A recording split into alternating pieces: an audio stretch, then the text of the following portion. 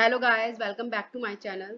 तो आज का जो हमारा टॉपिक है वो है appointment of directors, that is section 152। इसके अंदर क्या है कि जो अपॉइंटमेंट है फर्स्ट डायरेक्टर्स की कैसे होते हैं, सब्सिक्वेंट डायरेक्टर्स की, तो आइए जानते हैं इसमें दिया क्या है। Section 152 of the act deals with the matters related to the appointment of the directors. बिल्कुल, सेक्शन 152 किससे डील करता है? अपॉइंटमेंट ऑफ डायरेक्टर्स से। Appointment of the first directors. अब appointment of first directors basically क्या चीज़ है? एक्चुअल में first directors as the name suggest, ये सबसे पहले वाले डायरेक्टर्स हैं जो सबसे पहले जब कोई कंपनी जो फॉर्म होती है जो वो होते हैं। अब एक सोचने वाली बात ये है, कोई भी कंपनी फॉर्म हुई, ठीक है, हमको पता है कि जो डायरेक्टर्स है ना वो मेंबर्स अपॉइंट करते हैं। अब कोई भी जब कंपनी फॉर्म हुई, अब उसमें फर्स्ट डायरेक्टर्स एकदम कैसे अपॉइंट करें? मतलब अभी तो एजीएम में होंगे, अभी वो कहाँ हुई है, अभी तो डायरेक्टर्स की तो लेकिन हमें ज़रूरत है मैनेजमेंट के लिए। तो पता है ये क्या करते हैं, ये जो फर्स्ट डायरेक्टर्स हैं ना, उनको आर्टिकल्स में लिख देते हैं कि भाई जो ये आर्टिकल्स है में हमने लिख दिए कि ये ए बी सी जो है हमारे मतलब आर्टिकल वो होंगे, डायरेक्टर्स होंगे, ठीक है। तो ये क्या करते हैं, सबसे पहले एक प्रोविजन डाल देते हैं। लेकिन अगर कोई प्रोविजन ना डाले, बाई चांस इन्होंने आर्टिकल्स में कोई प्रोविजन डाली ही नहीं है, तो क्या करेंगे ये? तो जो सब्सक्राइबर्स टू द मेमोरेंडम, मतलब कि जिन्होंने पैसा लगाया है, जो मेंबर्स होते हैं ना, वही फर्स्ट डायरेक्टर्स भी हो जाते हैं जब तक ये अपॉइंट नहीं होते। कोई हल भी तो नहीं है। अब आप खुद सोचो, ए और बी ने मिलकर कंपनी बना ली, ठीक है, ए बी सी ने मिलकर कंपनी बना ली ए बी सी लिमिटेड। अब A B C limited company है, कंपनी में डायरेक्टर्स चाहिए, डायरेक्टर्स कहाँ से आएंगे भाई? अगर उन्होंने नहीं अपॉइंट किए तो तीनों ही डायरेक्टर्स बन जाएंगे एक बार, जो सब्सक्राइबर्स हैं, ठीक है ना।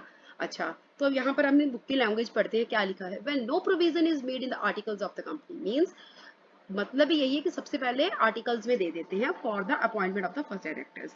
और अगर नहीं है कोई provision, then subscribers to the memorandum who are the individuals shall be deemed to the first director of the company until the directors are duly appointed.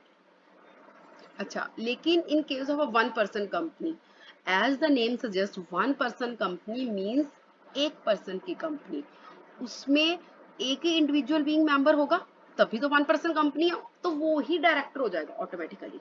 आइए क्या लिखा है पढ़ते हैं।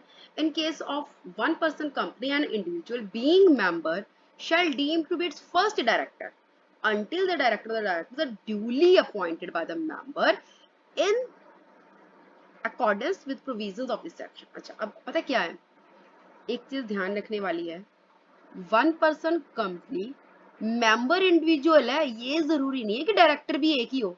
डायरेक्टर एक भी हो सकता है, अनेक भी हो सकते हैं, ज्यादा भी हो सकते हैं। तो अब एक बार वन पर्सन कंपनी है, अब स्टार्टिंग में तो वही बंदा जो मेंबर है वो फर्स्ट डायरेक्टर बन गया, लेकिन कब तक वो बनेगा? जब तक कि कोई डायरेक्टर या डायरेक्टर्स, ठीक है ना, डायरेक्टर्स या फिर एक या एक से ज्यादा डायरेक्टर्स हो सकते हैं, अपॉइंटेड नहीं किए जाते उस मेंबर के द्वारा, तब तक। In simple words other provisions are discussed below.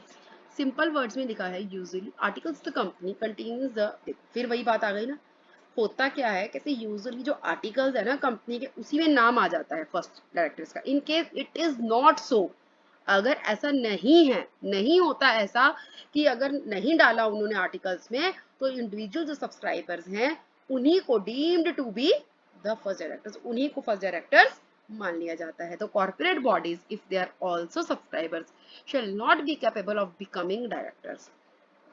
अच्छा, अब एक बात और ध्यान में रखने वाली है, हमने यस क्वालिफिकेशन ऑफ डायरेक्टर्स में हमने किया था कि जो डायरेक्टर है वो इंडिविजुअल होना चाहिए और वो डिस्क्वालीफाइड नहीं होना चाहिए। चलो डिस्क्वालीफाइड वाला तो छोड़ दो अभी, आप इंडिविजुअल होना चाहिए। जैसे जो कंपनी है, कंपनी इंडिविजुअल नहीं है, ये कलेक्टिव बॉडी है ना, लेकिन जो डायरेक्टर है वो इंडिविजुअल होते हैं। ऐसा थोड़ी है कि तुमने किसी कंपनी को डायरेक्टर बना लिया, ऐसा तो होता ही नहीं है।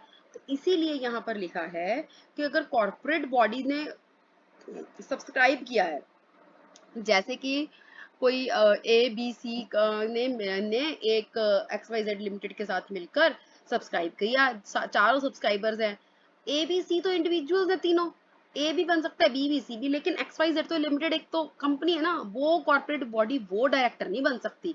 तो डायरेक्टर के लिए क्वालिफिकेशन इंडिविजुअल की होनी बहुत जरूरी है। सो चाहे वो फिर सब्सक्राइबर ही क्यों ना हो, वो डायरेक्टर नहीं बन सकती, तो इस चीज का ध्यान रखना।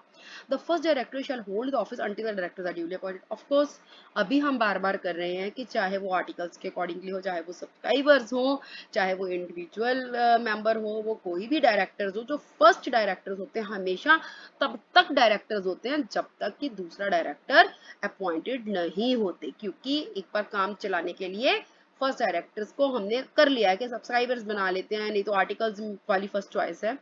In fact the term of first director is limited to the holding of first annual general. इसलिए जो फर्स्ट डायरेक्टर्स की टर्म है ना, ये कहाँ तक सीमित होकर रह गई है, एजीएम तक, फर्स्ट एजीएम तक क्यों सीमित रह गई है, खुद सोचो। अगर एजीएम में ही अपॉइंट होते हैं तो हमने फर्स्ट डायरेक्टर्स कब तक बनाए, जब तक एजीएम नहीं होती, तो इनकी हो गया ना लिमिटेड, इनके टर्म, इनका टेन्योर कब तक का लिमिटेड हो गया, जब तक कंपनी की फर्स्ट एजीएम नहीं होती तब तक। so far as OPC means one person company is concerned and the individual member of the OPC is deemed as the first director। हाँ, हम ऑलरेडी पढ़ चुके हैं। Thereafter such member may appoint, ये भी हम ऊपर कर चुके हैं कि बाद में वो डायरेक्टर्स को अपॉइंट कर सकता है अपनी रिक्वायरमेंट्स के अकॉर्डिंगली। सो बेसिकली जो फर्स्ट डायरेक्टर्स का फंडा है, इसमें दिया क्या है कि जो फर्स्ट डायरेक्टर्स है वो आर्टिकल्स में होंगे, अगर आर्टिकल्स में नहीं है तो जो सब्सक्राइबर्स है वो करेंगे, और अगर 1% कंपनी है तो वो खुद होगा, क्योंकि वहां पर वो खुद सब्सक्राइबर है। लेकिन अगर कहीं सब्सक्राइबर कंपनी है तो कंपनी एक कॉर्पोरेट बॉडी है, लेकिन डायरेक्टर बनने के लिए तो इंडिविजुअल होना जरूरी है, तो कॉर्पोरेट बॉडी जो है वो डायरेक्टर नहीं बन सकती।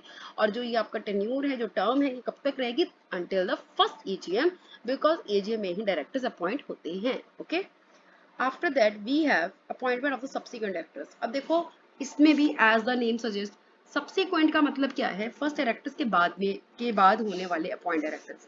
Same as otherwise expressively provided in this act, every director shall be appointed by the company general meeting। अभी तो हमने करा है ना कि जो डायरेक्टर है ना वो अपॉइंट कहाँ होते हैं, वो जनरल मीटिंग में ही अपॉइंट होते हैं, ठीक है।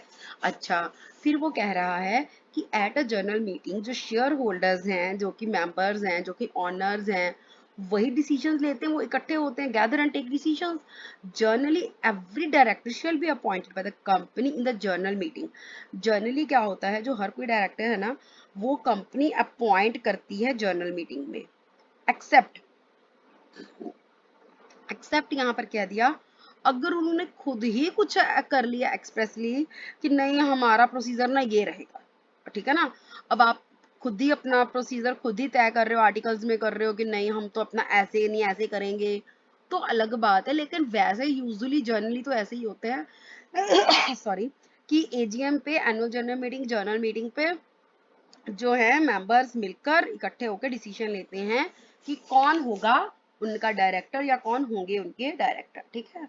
अब एग्जांपल दिया है इन्होंने, it is expressly provided in the act that additional directors और alternate directors can be appointed to the board of the directors if the articles of the company empower board in this respect.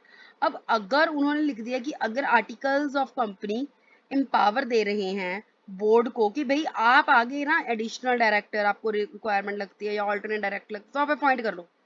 अब यहाँ पर जो articles हैं वो दे रहे हैं power board को, तो इन्होंने एक्सप्रेसली लिख लिया ना अपने एक्ट में सॉरी, इन्होंने एक्सप्रेसली प्रोवाइड कर दिया कि भाई हाँ हम बोर्ड को पावर देते हैं। तो अगर इन्होंने जो भी ये चीज लिख ली है, एक्सप्रेस की हुई है, तो एडिशनल या अल्टरनेट डायरेक्टर जो भी इनको अपॉइंटमेंट करने हैं तो वो बोर्ड कर सकता है। हम ये नहीं कह सकते लो जी नहीं मेंबर्स ही कर सकते हैं, आपने कैसे कर दिया, भाई पावर दिया उनको, पावर भी तो मेंबर्स ने दी है ना। Other requirements of appointment, other requirements का अलॉटमेंट ऑफ डेन, बहुत अभी तो हम कल करके हटे हैं सारा। इसमें क्या है, इसमें हमने पहले भी किया था, अपॉइंटमेंट कोई भी बंदा है अगर उसको जो प्रपोज भी है ना, वो बंदा अपना डिन तो अप्लाई कर देता है कि भैया मुझे डिन चाहिए, डिन के बिना वो बंदा डायरेक्टर बन ही नहीं सकता, ठीक है ना। डायरेक्टर आइडेंटिफिकेशन नंबर तो उसको चाहिए ही चाहिए। तो रिक्वायरमेंट्स क्या है अपॉइंटमेंट की, इन्होंने लिख दिया कि जो भी पर्सन अपॉइंटेड होगा डायरेक्टर का, अगर उसके पास डिन होगा, या फिर हमने कहा था कि अगर उसके पास डिन नहीं है ना, कोई और नंबर होगा, अगर कोई प्रिस्क्राइब किया होगा गवर्नमेंट ने तो वो भी चलेगा, ठीक है ना, या फिर कुछ वो होगा, इन्होंने वो दे दिया। आगे है providing of dean and the furnishing of the declaration by the propose director. इसमें क्या है, कि जो आप एक डेक्लेरेशन दोगे, प्रोवाइड करोगे, डिनर फर्निश करोगे एक डेक्लेरेशन।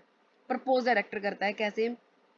अब कोई भी पर्सन है जो प्रपोज हो गया, जिसको कि प्रपोज है कि भाई तू डायरेक्टर बन सकता है जनरल मीटिंग में या फिर जैसे भी करके, वो क्या करेगा? ऑफ कोर्स फर्निश करेगा, अपना डिन करेगा, और जो भी कोई नंबर होगा जो उसको मतलब गवर्नमेंट ने दिया होगा, फिर वो एक डेक्लेरेशन भी देगा कि भाई मैं डिस्क्वालिफाइड नहीं हूँ।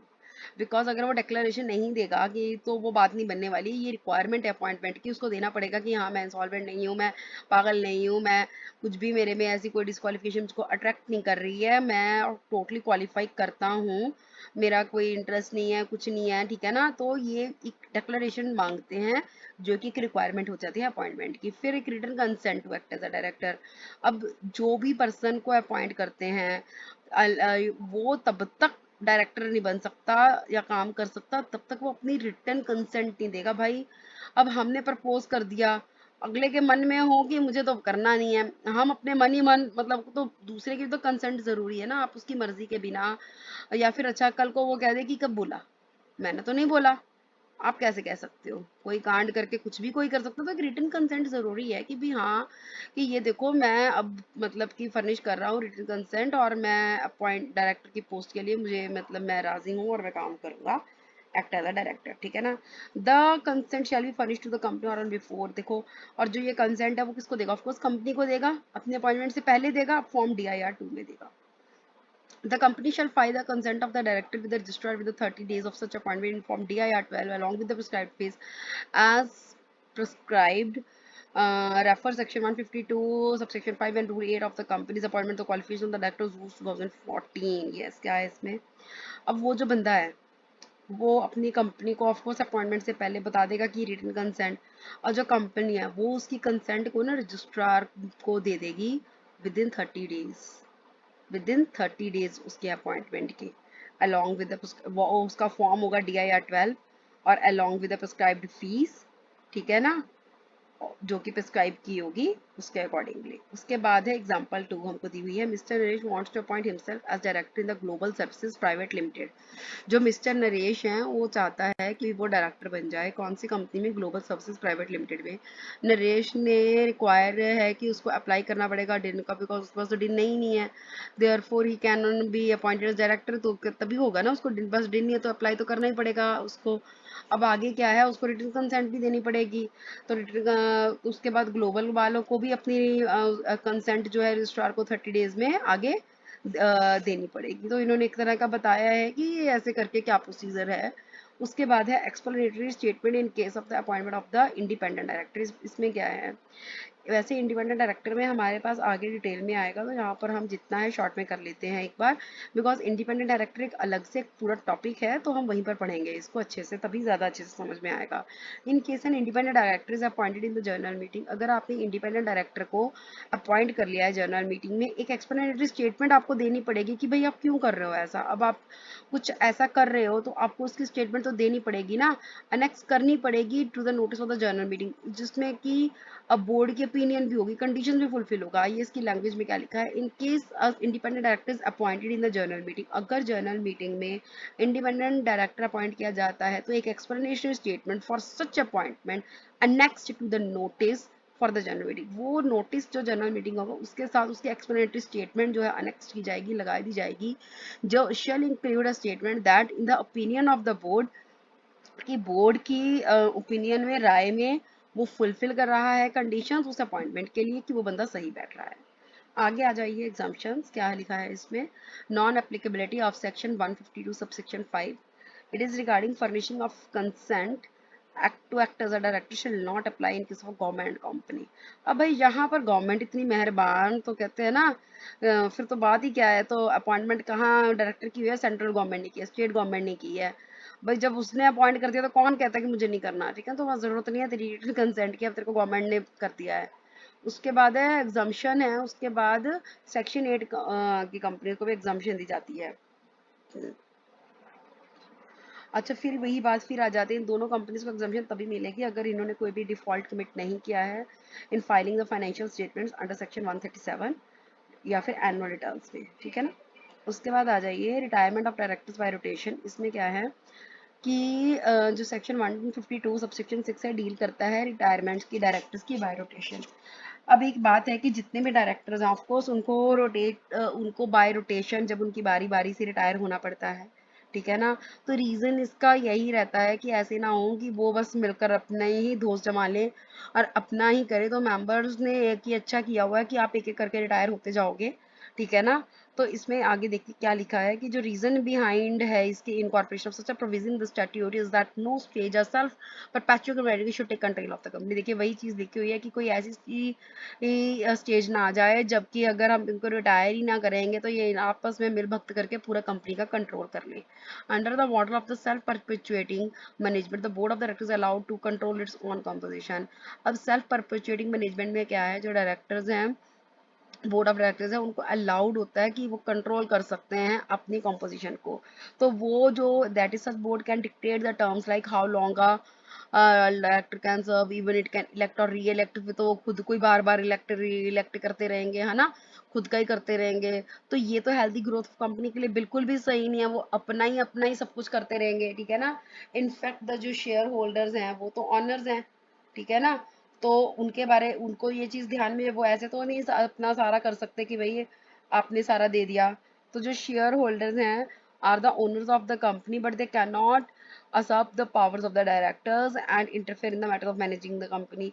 अब ये भी नहीं है कि भैया वो सारा दिन उसमें इंटरफेयर करते रहें मैनेजिंग डायरेक्टर्स में कि भाई नहीं ये ऐसे है वैसे है। अब जब आपने उनको मैनेजमेंट ऑफ द कंपनी के लिए ड्यूटी दी है डायरेक्टर्स को तो ठीक है, लेकिन उनको भी डर है कि ये ना हो कि ये आपस में मिल भगत कर हम मतलब कंपनी पर अपना ही कंट्रोल कर ले। तो इसलिए ये कंसेप्ट आया। ये जो कंसेप्ट था रोटेशनल डायरेक्टर्स का, इसमें था कि आप मतलब कि रिटायरिंग जो डायरेक्टर होंगे जो रोटेशन बाय रोटेशन कुछ कुछ जाते रहेंगे फिर नए नए आते रहेंगे ताकि कुछ अनफेवरेबल ओपिनियन ना हो। लेकिन हाँ ऐसा हम पढ़ेंगे कि कुछ जो रोटेशनल डायरेक्टर्स होते हैं जो रिटायर हो रहे होते हैं वो री इलेक्ट भी हो जाते हैं, रीअपॉइंट भी हो जाते हैं। तो आइए देखते हैं इसमें लिखा क्या है।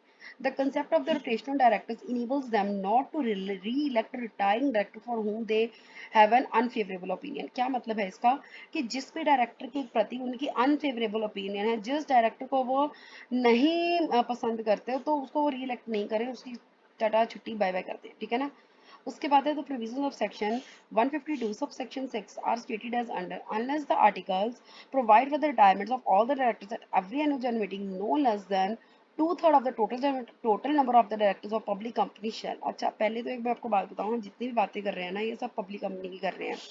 बिकॉज जो प्राइवेट कंपनी होती है बिकॉज जो प्राइवेट कंपनी होती है इसका खुद का अपना होता है कि भाई मैंने क्या करना है क्या नहीं करना। ये हम पहले पब्लिक कंपनी की बातें करते हैं। अब अगर तो आर्टिकल्स में ही है कि सारे के सारे जितने भी डायरेक्टर्स हैं वो रिटायर होंगे एजीएम में, तो क्या बात है। अगर नहीं ऐसा कुछ है ना तो क्या होगा, टू थर्ड, जितने भी डायरेक्टर है ना उसका टू थर्ड, ठीक है ना। जैसे कि अगर 6 डायरेक्टर्स हैं तो 6 का टू थर्ड हो गया 4, ठीक है ना। नॉट लेस देन है मतलब कि इससे कम नहीं कर सकते। जैसे कि सपोज कोई फिगर हम ऐसी ले लें जिसमें कि आंसर आ जाए 4.33, मतलब कि हमने इससे कम तो लेने ही नहीं है। अब 0.33 आ गया, 4.33 मतलब कि हम कम तो ले नहीं सकते, लेकिन 4 बंदे लेंगे तो फिर कम हो जाएगा 0.33 का। तो ये तो है नहीं बंदा थोड़ा सा उसका पार्ट जो है हम कह दे भी तू तो थोड़ा पार्ट तेरा ऊपर का रिटायर हो गया नीचे का तेरा नहीं है, या नीचे का रिटायर हो गया ऊपर का है, ऐसा तो नहीं हो सकता। तो क्या होगा, तो हम उसको फुल फिगर बना देते हैं, फ्रैक्शन कर देते हैं उसको, प्रॉपर फ्रैक्शन को हम राउंड अप कर देंगे। जैसे कि अगर आएगा 4.33 सपोज तो हम उसको 5 कर देंगे, या 5.23 या 5.78 कुछ भी आएगा, कुछ भी फ्रैक्शन में फिगर आएगी तो हम उसको राउंड अप करके एक होल नंबर बना देंगे, ठीक है ना। ताकि हम, क्योंकि यहाँ पर वर्डिंग यूज है नॉट लेस देन, कि इससे कम तो करनी ही नहीं है, two third of the total number of the directors. A person whose period of office is liable to determination by the retiring of directors by rotation। अच्छा, वो पर्सन जिनका पीरियड ऑफ ऑफिस जो है लायबल है determination के लिए by retirement of directors by rotation. समझ गए ना कि जो लायबल आ रहे हैं, ठीक है। उसके बाद है save as otherwise expressly provided in this act be appointed by the company in the general meeting. वैसे तो save as otherwise expressly provided in this act वो अपॉइंट किए जाते हैं कंपनी में इन जनरल मीटिंग।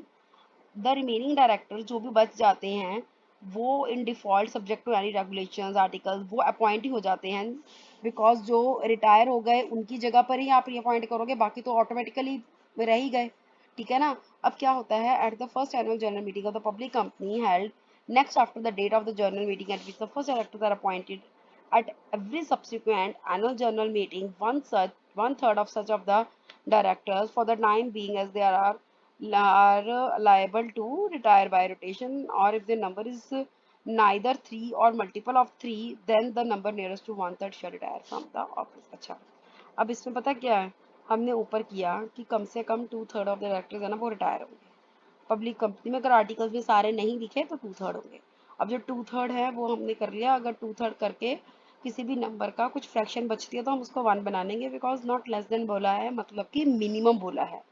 अब आगे ये कह रहे हैं कि अगर फर्स्ट एनुअल जनरल मीटिंग है कंपनी की, पब्लिक कंपनी की, जो कि held after the date of the general meeting, जहां पर फर्स्ट डायरेक्टर्स अपॉइंट हुए थे, ठीक है ना, एट विच सब्सिक्वेंट एनुअल जनरल मीटिंग, तो फिर जो 1/3 ऑफ द डायरेक्टर्स है ना जो कि फॉर द टाइमिंग थे वो लायबल होंगे टू रिटायर बाय रोटेशन। ठीक है ना। और अगर उनका जो नंबर है जो रिटायर हो रहे हैं वो 3 या 3 का मल्टीपल है, तो फिर उसका नियरेस्ट 1/3 जो है, वन नंबर नियरेस्ट 1/3 लेंगे, वो रिटायर होगा ऑफिस से। ठीक है ना। उसके बाद लिखा है it is to be noted that the provision regarding the provision regarding retirement by rotation is applicable to a public company or private company which is subsidiary of a public company। अब कोई private company है लेकिन subsidiary है public company, तो भी उसके ऊपर ये रूल एप्लीकेबल होगा रिटायरमेंट बाय रोटेशन का। In other words, a public limited company which is not a subsidiary of a public company is exempt. लेकिन प्राइवेट कंपनी जो सब्सिडरी नहीं है पब्लिक कंपनी की वो तो एग्जाम्प्टेड है। तो उस पर अगर पार्टी आर्टिकल्स उसके जैसे परमिट करेंगे, चाहे वो अपॉइंट करे ऑल इट्स डायरेक्टर्स को, नॉन रोटेशनल या परमानेंट डायरेक्टर, तो जैसे उनके आर्टिकल्स बोलेंगे वो ऐसे कर लेंगे। The articles of the public company में provide for the retirement for of all the directors at every annual general meeting. जो आर्टिकल्स है ना पब्लिक कंपनी के, हो सकता है कि वो रिटायरमेंट के जो ऑल डायरेक्टर्स है वो बताए भी कैसे है क्या है उसके बारे में, आर्टिकल्स में प्रोवाइड हो उसके बारे में, रिटायरमेंट के बारे में डायरेक्टर्स के सारे। ठीक है ना। और अगर नहीं है तो फिर वही है कि 1/3 of the total number of the directors of that public company who shall be liable to retire by rotation। ठीक है ना। तो वही है कि 2/3 ऑफ द टोटल जो हमने ऊपर पढ़ा है कि मिनिमम इतने तो फिर होंगे ही होंगे। In other words articles must provide that minimum 2/3 of the total number of directors shall be liable to retire by rotation। Such directors are called rotational directors। उन directors को हम rotational directors कहते हैं। The term total number of directors shall not include the independent directors। जो ये total number of directors हम बार बार कह रहे हैं 2/3 कर रहे हैं इनका, इसका जो है मैं आपको बताना चाहती हूँ, एक मिनट,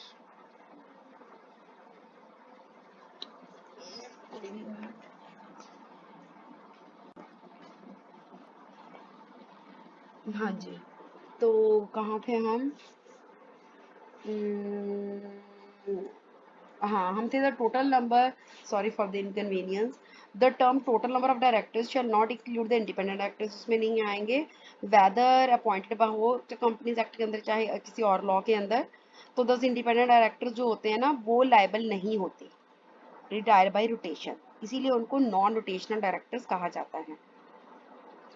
आगे क्या है, further any person appointed as a nominee director being nominated by any institution in pursuance in pursuance of the provisions of any law or agreement, like when a financial institution that has been created by an act of parliament nominates a person as its nominee director on the board of a company which has availed financial assistance from such institution cannot be considered a director liable to retire by rotation। क्या दिया है इसमें, कहते हैं कोई भी person है जो कि अपॉइंटेड हो गया एज अ नॉमिनी डायरेक्टर। ठीक है ना। नॉमिनी डायरेक्टर कौन होते हैं, as the name suggest, nominee मतलब जैसे कहते हैं ना जो कि नॉमिनेटेड है, जिनका नाम दिया जाता है किसी जो सजेस्टेड होते हैं किसी इंस्टीट्यूशन से, कुछ प्रोविजंस करके लॉ की या कोई एग्रीमेंट है ऐसा करके। ठीक है ना।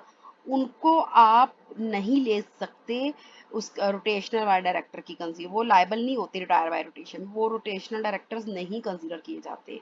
तो बेसिकली अभी हमने ऊपर इंडिपेंडेंट डायरेक्टर्स के बारे में पढ़ा, अभी नॉमिनल डायरेक्टर्स हैं। Nominee directors are also not considered in the rotational directors. Nominee directors may be appointed by the central government or the state government by virtue of its shareholding in a government company. जो nominee director है वो appoint करती है central government या state government by virtue of share holding in a government company, जिस हिसाब से उनकी शेयर होल्डिंग होती है गवर्नमेंट कंपनी में। 1/3 of the directors to retire at AGM. Once the number of directors who are liable to retire by rotation is determined, only 1/3 of the number shall retire. तो एक बार जो क्या करते हैं कि जो नंबर ऑफ डायरेक्टर जो लायबल होते हैं वो निकाल लेते हैं और उसमें से रिटायर 1/3 करते हैं। मतलब कि जो रिटायर बाय जो लायबल हैं रिटायरमेंट के लिए, उसमें से 1/3 को रिटायर कर देते हैं। और जब हम 1/3 को रिटायर करते हैं तो फिर वही कि वो देखते हैं 3 या 3 का मल्टीपल होता है और जो नंबर नियरेस्ट टू 1/3 होता है उसको कंसिडर कर लिया जाता है। ठीक है ना। Such of the directors shall retire, वो रिटायर हो जाते हैं। क्या कह रहे हैं ये देखिए, लिखते हैं। एग्जाम्पल 3 दिया है इन्होंने। खटखटा Advisory Limited constituted its board within 12 directors, in which 2 directors are the independent directors and 1 director is the nominee director. जो ये खटखटा एडवाइजरी लिमिटेड है, इसके जो बोर्ड में 12 डायरेक्टर्स हैं, जिनमें 2 इंडिपेंडेंट है, 2 तो निकाल ही दो, एक और निकाल दो, एक नॉमिनी है, 3 निकाल दिए, 12 में से 3 गए 9। अब नॉन डायरेक्टर्स के हिसाब से सोचते हैं।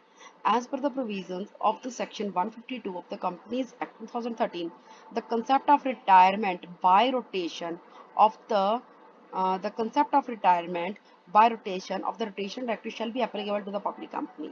अब हमें पता है कि जो ये कंसेप्ट है रिटायरमेंट ऑफ रोटेशन का, ये तो पब्लिक कंपनी पर ही के एप्लीकेबल होता है। इसलिए जो खटखटा एडवाइजरी लिमिटेड है shall be required to calculate the total number of rotational director. पहले तो उसको अपने रोटेशनल डायरेक्टर्स देखने पड़ेंगे जो कि लायबल हैं रिटायरमेंट के लिए bye rotation. Total number of directors 12 थे, उसमें से ये कह रहे हैं कि 2/3 डायरेक्टर्स शेल भी लायबल होते हैं। हमने कहा है ना कि at least minimum 2/3 number total number of directors हैं उसके लेते हैं हम। लेकिन यहाँ पर अगर हम उनको नहीं काउंट करेंगे तो 12 में से 3 चले गए, 2 इंडिपेंडेंट और एक नॉमिनी का, तो 9 directors total number of directors आ गए। जब हमने 9 का 2/3 किया तो मतलब 6 डायरेक्टर्स जो थे वो लायबल थे रिटायरमेंट बाय रोटेशन से, कि 6 डायरेक्टर्स रिटायर हो सकते हैं। मतलब 6 आर लायबल हैं, 6 में से तो हम 1/3 ही करेंगे, 6 का 1/3 करेंगे तो वो आ जाएगा 2 डायरेक्टर्स। तो एक्चुअल में 2 डायरेक्टर्स रिटायर हो जाएंगे रोटेशन पे उस एजीएम में। समझ गए ना। पहले हमने लाइबल निकालने हैं 2/3 करके, फिर उस 2/3 में जब हम करेंगे, अगर कोई फ्रैक्शन फिगर होती है तो पूरी ले लेनी है। बाद में हमने जो वो फिगर आई है उसका हमने 1/3 करना है। ठीक है। उसके बाद है एग्जाम्पल और, एक कंपनी है उसके 6 डायरेक्टर हैं। ठीक है। अब इन्होंने दे ही दिए यहाँ पर, पहले तो हमने निकाले थे इंडिपेंडेंट नॉमिनी डायरेक्टर माइनस करके। अब इन्होंने कह दिया कि जो लायबल है ना वो 2/3 करके इन्होंने सीधा निकाल लिया 4 है, कुछ इन्होंने और पंगा ही नहीं डाला। चलो ठीक है, 6 इंटू 2/3 किया तो 4 आता है। जब नंबर ऑफ डायरेक्टर्स कितने होंगे इसके, तो 4 डिवाइडेड बाय 3 कर देंगे या 4 इंटू 1/3। ठीक है, तो 1.33 आ गया। तो नियरेस्ट टू 1/3 इज क्या है इसका मतलब कि ये इसका हमने नियरेस्ट क्या मतलब हो जाता है कि जब हम मैथ्स में भी करते हैं लॉजिकली हम क्या करते हैं, अगर उसका 1.5 से ऊपर का हम लेते हैं तो उसको हम 2 लेते हैं, इधर नीचे उसके नीचे होते हैं 5 से 0.5 से तो हम नीचे लेते हैं। तो 1.33 को नियरेस्ट 1 ले गए हम। ठीक है ना, तो नियरेस्ट 1 हो गया। उसके बाद है कंपनी के 7 डायरेक्टर हैं, 7 का 2/3 किया तो कितना आ गया 4.7। 4.7 का तो होल फिगर कर देंगे हम राउंड अप, 5 आ गया। 5 का आगे 1/3 करेंगे तो 1.67 आ गया, 1.67 का 2 ले लेंगे। आगे है जो कंपनी है उसके 9 डायरेक्टर्स हैं, उसमें से 3 इंडिपेंडेंट है, निकाल देंगे 6 रह गए। अब the total number of directors for the purpose of calculation of the number of the rotation directors 6, because 3 are the independent directors excluded, so the rest of the calculations वो वैसे कर लेंगे। उसके बाद है directors who actually retire by rotation at every annual general meeting shall be those who have been the longest in office since the last appointment। अब इसमें क्या दिया है इन्होंने, अब ये कह रहे हैं कि जो भी डायरेक्टर्स है ना एक्चुअली रिटायर हो रहे हैं रोटेशन पे, एजीएम पे जब हो रहे हैं, तो वो कौन से होंगे। अब हमने ये तो कर लिया कि मिनिमम 2/3 करेंगे, उसका हम राउंड अप कर देंगे, फिर उसका उसमें वो लायबल है, उसमें से हमने रिटायरमेंट वाले निकाल लिए, फिर उसको हम नियरेस्ट लेके कर लेंगे। लेकिन कौन जाएगा कौन भाई। आपने अब तक सिर्फ गिनती सीखी कि कितने हम निकाल देंगे, कितनों में से किसको, लेकिन किसकी बारी आएगी ये कैसे होगा। तो ये हम फीफो मेथड पे चलेंगे, फर्स्ट इन फर्स्ट आउट। जिसका सबसे ज्यादा लंबा टाइम होगा ना, बहुत जो पहले आया होगा, लॉन्गेस्ट पीरियड होगा, हम उसको निकालेंगे। तो देखो यही दिखाया है यहाँ पर कि shall be those who have been longest in office, मतलब जो सबसे पहले आए थे जब से उनकी अपॉइंटमेंट हुई है, ठीक है ना।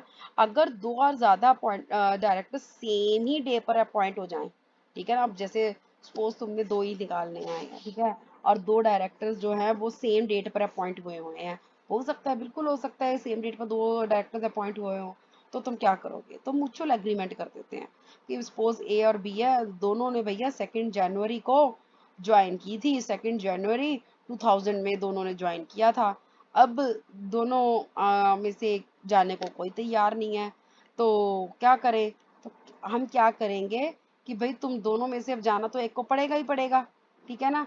तुम दोनों का लॉन्गेस्ट ऑफिस है, तो हम कहेंगे तो ऐसे है कि रिटायर करना है, तुम दोनों का नंबर आ रहा है, तुम आपस में म्यूचुअल एग्रीमेंट कर लो कि भाई कौन जाएगा और कौन रहेगा। अगर तो कोई जो मान गए दोनों आपस में तो very good, well and good, ठीक है ना। अगर नहीं माना तो क्या करते हैं हम, पर्ची सिस्टम लॉट। तो by lot as the case में भी फिर पर्ची निकालते हैं कि जिसका नंबर आ गया, नाम आ गया। The above provision clarifies the basic question that after the determination of the number of the directors liable to retire by rotation, who should actually retire at the AGM। कहते हैं कि जब आपने प्रोविजन सारी clarify कर दिया, basic question determine कर लिया, कितने नंबर ऑफ डायरेक्टर्स हैं वो लायबल होंगे रिटायरमेंट के लिए रोटेशन से, तो who would actually retire at the AGM, कौन रिटायर होगा एजीएम पे। तो for this purpose is provided the directors who is the longest in the office, वो होगा। और फर्स्ट इन फर्स्ट आउट वाला होगा as the directors who need to be pair tight first, or however it may happen that some of those were appointed as directors on the same day. In that case, if there exists any mutual understanding relating to agreement must agree among such directors, then it should be followed, otherwise determination will be done by draw of lots, पर्ची वाला system. आगे क्या लिखा है इन्होंने, at the annual general meeting at which a director retires as aforesaid the company may fill up the vacancy by appointing the retiring director और some other person thereto. अब कहते हैं कि एजीएम पर अगर कोई जो डायरेक्टर है वो रिटायर हो जाए, ठीक है ना, तो जो कंपनी है वो फिलअप भी तो करेगी वैकेंसी को, वो अपॉइंट भी तो करेगी रिटायरिंग डायरेक्टर के को भी कर सकती है, किसी और जगह को भी कर सकती है। अब कई बार होता क्या है, भाई आपने लायबल वाले पर्सन निकाल लिए, लायबल में से आपने फिर 1/3 निकाला कि भाई हाँ कि कितने को आज रिटायर करना है, जिसमें आपने रिटायरमेंट के जो आपके आ गए कि इसका लॉन्गेस्ट ऑफिस है, सपोज ए पर्सन है उसका लॉन्गेस्ट ऑफिस है टेन्योर का, वो बंदा अब रिटायरमेंट के, लेकिन बड़ा बंदा अच्छा है भाई तुम्हारा, तो तुम सोच रहे हो कि अगर ये बंदा चला जाएगा तो कंपनी का बनेगा क्या, ये बंदा बड़े काम का है, इसको तो हमने जाने नहीं देना। तो लेकिन ऐसा तो नहीं है कि तुम बोल दो कि तेरी रिटायरमेंट कैंसिल है, नहीं, वो तो होगी ही होगी। वो तो देखो एक बना ही है कि पहले हम 2/3 लायबल निकाल के उसमें से फिर 1/3 निकालेंगे, 2/3 वाले में हम राउंड अप कर देते हैं और 1/3 वाले में से हम नियरेस्ट वाला ले लेते हैं। लेकिन हम क्या कर सकते हैं, उसको रीअपॉइंट कर सकते हैं। लेकिन अगर कोई बंदा बेकार है, बेकार इन द सेंस कि वो डोंट नीडेड है, भैया जा तू, हमको तो था ही इस बात का इंतजार कि कब तेरी छुट्टी होगी, प्लीज भाई तू जा, तो ठीक है हम उसकी जगह किसी और को रखेंगे। तो वैकेंसी तो फिल करेंगे ही ना, जितने हमने टोटल नंबर ऑफ डायरेक्टर्स हमको चाहिए उतने तो रखेंगे ही ना, ठीक है ना। Reappointment, when a director is retired a vacancy is created. अब कोई भी डायरेक्टर जब रिटायर हो जाएगा वैकेंसी तो क्रिएट होगी, to fill that vacancy company may reappoint the retirer itself, या तो उसी को रख देंगे, अगर नहीं तो किसी और को रखेंगे उसकी जगह पर, ठीक है ना। उसके बाद है the clause regarding the appointment of the director for the filling the vacancies created by the retiring director is quite important, बहुत इंपॉर्टेंट है फिलिंग वैकेंसीज करने के लिए। उसके बाद है जो नंबर ऑफ डायरेक्टर्स है वो मिनिमम डायरेक्टर जो कि रिक्वायर्ड है कंपनी में उससे नीचे नहीं गिरने चाहिए। अब सपोज आपकी कंपनी को 6 डायरेक्टर्स की जरूरत है, आपने 2 रिटायर कर दिए हैं, आपके 4 रह गए, तो आपको 2 की वैकेंसी तो भरनी पड़ेगी ना, तभी जो आपके शॉर्टफॉल ना हो आपके डायरेक्टर्स का, ठीक है ना। बिकॉज मिनिमम डायरेक्टर जितने चाहिए कंपनी में उतने तो आप करोगे ही। However so long as that clause regarding minimum required actors is fulfilled, the company may also not resolve not to appoint anyone in process of the retirement. कहते ये भी होता है कि जब तक की जो ये क्लॉज है रिगार्डिंग मिनिमम रिक्वायर्ड एक्टर्स का ये फुलफिल करती है कंपनी, वो रिजॉल्व नहीं होता किसी को अपॉइंट करने का, may also resolve not to appoint any one. ठीक है ना, ये भी हो सकता है वो किसी को ना अपॉइंट करे रिटायरिंग। अब मतलब कि सपोज किसी की कंपनी में 6 डायरेक्टर्स की जरूरत है, अब रिटायर कर मिनिमम 6 की जरूरत है, रिटायर कर दिए तो भी मतलब डायरेक्टर ज्यादा थे, मिनिमम 6 के, तो जरूरी नहीं है कि आपको फिर फिल वैकेंसी करनी ही करनी है। ठीक है ना, अगर कंपनी की फुलफिल हो रही है क्लॉज मिनिमम की, तो आपको जरूरी नहीं है कि आप फिर वैकेंसी फिल करो ही करो, क्योंकि आपकी मिनिमम नंबर ऑफ रिक्वायरमेंट जो डायरेक्टर के वो तो फुलफिल है ही, तो फिर आपकी मर्जी है कि आपको करना है या नहीं करना है। In case the annual general meeting is not held on due date. अब क्या हुआ, कह रहे हैं कि एनुअल जनरल मीटिंग ही नहीं हुई ड्यू डेट पे, जो रिटायरमेंट होगी रोटेशनल डायरेक्टर की, वो तो नहीं आप पोस्टपोन कर सकते ना ऑन दैट पर्टिकुलर डेट। ठीक है ना, तो आप क्या करोगे कि भी जब भी अभी आज ना, अब हमारे इस बार due to these reasons AGM जो है ना हमारी उस डेट पर तो नहीं हो रही, तो अब हम रिटायरमेंट भी पोस्टपोन कर देंगे, नहीं। तो लेकिन रिटायरमेंट हम नहीं पोस्टपोन कर सकते रोटेशनल डायरेक्टर्स की। तो अब क्या करते हैं कि जो डायरेक्टर्स लायबल होते हैं ना रिटायरमेंट के लिए, वो वकेट कर देंगे office director immediately when the AGM is ought to have been held.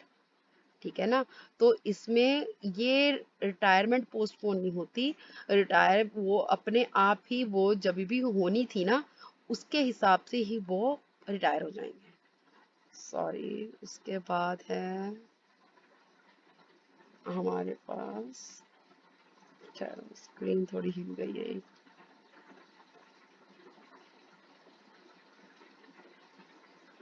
Non rotational directors remaining one third or less number of the total directors after determining the number of the rotational director। अब मेरी बात सुनो, total directors थे 2/3, उसमें से हमने कह दिया लायबल है रिटायरमेंट के लिए, तो कितने लायबल नहीं है? ऑफ कोर्स 1/3 लायबल नहीं है। जो लायबल नहीं है उनको हम क्या कहेंगे, नॉन रोटेशनल डायरेक्टर्स, जो अपॉइंट होंगे एट जनरल मीटिंग में या फिर प्रोविजंस होंगी आर्टिकल्स में। आगे क्या दिया है, deemed reappointment of the retiring directors under certain circumstances, section 152 sub section 7। इसमें क्या कहते हैं कि प्रोवाइड किया है वे डीम्ड अपॉइंटमेंट का रिटायरिंग डायरेक्टर का adjournment of the general meeting. अगर वैकेंसी जो है रिटायरिंग डायरेक्टर की नहीं फिलअप हुई और जो मीटिंग है वो रिजॉल्व नहीं कर पाई लास्ट तक कि भी एक्सप्रेसली फी की वैकेंसी को फिल करने में असमर्थ रही, तो जो meeting stand adjourn till the same date in the next week at the same time at the place. तो मीटिंग जो है वो एडजर्न कर दी जाएगी, सेम डे होगा, नेक्स्ट वीक का सेम टाइम और सेम प्लेस का। ठीक है ना, बस आप ये देखो जिस टाइम जिस दिन जो हो रही होगी बस हफ्ता अगला होगा, बाकी सब कुछ सेम रहेगा। ठीक है, प्लेस भी वही होगी। In case that day is a national holiday, अब होता क्या है बाय चांस वो वाला दिन हो जाए नेशनल हॉलीडे, तो फिर उसको कर देते हैं नेक्स्ट सक्सीडिंग डे। एक बार आपने हफ्ते में डाल दी, बाय चांस वो कोई नेशनल हॉलीडे निकल आए, तो नेक्स्ट सक्सीडिंग डे ले लेंगे जो कि छुट्टी नहीं का दिन होगा। ठीक है ना, उसके बाद है deemed reappointment if the adjourned meeting also the vacancy of the retiring director is not filled up and that meeting also has not expressly resolved not to fill the vacancy, the retiring shall be deemed to have been reappointed at the adjourned meeting with the immediate effect। अब क्या हुआ, अब भाई इन्होंने ये कह दिया कि आपने एक बार तो उनको रिटायर करना ही पड़ेगा कि चाहे आपकी एजीएम नहीं हुई। उसके बाद आपने कह दिया कि अगर आपकी एजीएम जब एडजर्न हुई और आपने मीटिंग में आप नहीं कर सके तो आप फिर से रखोगे नेक्स्ट वीक। अब नेक्स्ट वीक छुट्टी है तो उसका नेक्स्ट डे ले लिया। अब क्या है, अब आपने नेक्स्ट वाली जो एडजर्न है ना, वहां पर भी नहीं आपसे वैकेंसी फुलफिल हुई है। ठीक है, वहां पर भी आप जो मीटिंग में एक्सप्रेसली रिजॉल्व नहीं कर पाए, वैकेंसी फिल नहीं कर पाए, तो क्या होगा, जो रिटायरिंग डायरेक्टर है ना वही उसी को रीअपॉइंट कर दिया जाएगा अपने आप विद इमीडिएट इफेक्ट। एक्सेप्शंस क्या हैं इसमें, डीम्ड रीअपॉइंटमेंट में एक्सेप्शंस क्या हैं? If at that meeting at the previous the resolution for the reappointment of such directors been put to the meeting and lost, that is his reappointment has not been considered favourably because of non passing of the resolution.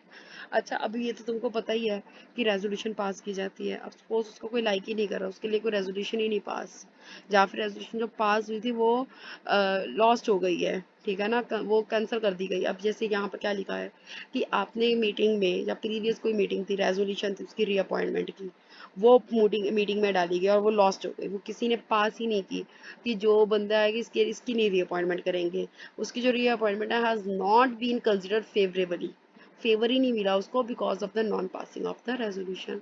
तो ऐसे में अगर ऐसा कुछ हुआ है तो उस बंदे की आप दोबारा से उसको डीम्ड रीअपॉइंटमेंट नहीं दे सकते हो।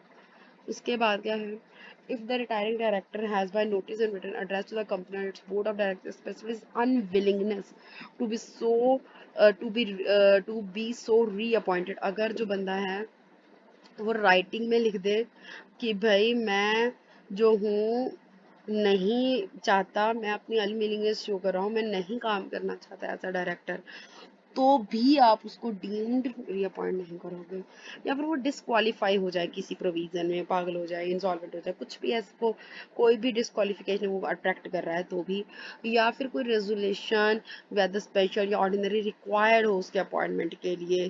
कुछ प्रोविजंस ऐसे हैं एक्ट में कि नहीं, आपको अगर उस एडजर्न मीटिंग आपका नहीं हो रहा तो आपको एक स्पेशल रेजोल्यूशन या आपको कोई ऑर्डिनरी रेजोल्यूशन पास करनी पड़ेगी, अगर कुछ ऐसा है तो भी नहीं आप कर सकते।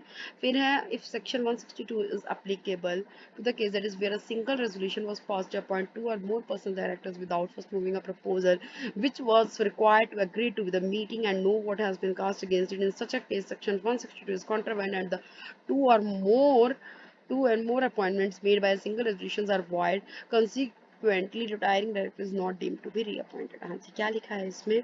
अब ये कह रहे हैं कि जो सेक्शन 162 है ये एप्लीकेबल होता है केस में जहाँ पर कि सिंगल रेजोल्यूशन जो है वो यूज की जाती है अपॉइंट करने के लिए दो से ज्यादा पर्सन को एज अ डायरेक्टर्स, ठीक है, without first moving a proposal which was required to be agreed at the meeting. वहां पर क्या कि अपना प्रपोजल तो मूव होता ही नहीं है, सीधा एक सिंगल रेजोल्यूशन पास की जाती है, वही यूज होती है, ठीक है। तो अब यहाँ पर क्या है कि जब प्रपोजल ही नहीं हुआ एग्रीड मीटिंग में, कोई वोट ही नहीं कास्ट हुई अगेंस्ट इट, तो उस केस में सेक्शन 162 कॉन्ट्रवेंट हो जाएगा, और जहाँ पर कि सिंगल रेजोल्यूशन की जो अपॉइंटमेंट हुई है डायरेक्टर की वो वाइड हो जाएंगी, इसलिए वहां पर भी retiring director is not deemed to be reappointed.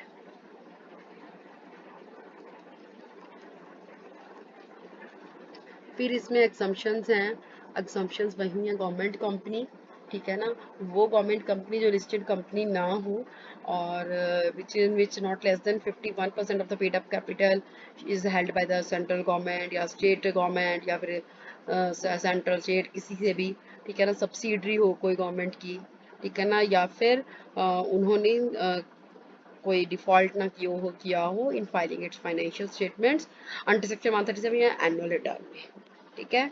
तो इसके साथ ही हमारा ये टॉपिक कंप्लीट होता है, and thank you so much for watching this video, and if you really like the video please subscribe the channel and like the video. You can also ask the questions in the comment box. Thank you so much. मिलती हूँ मैं आपसे next video में। Thank you, bye bye.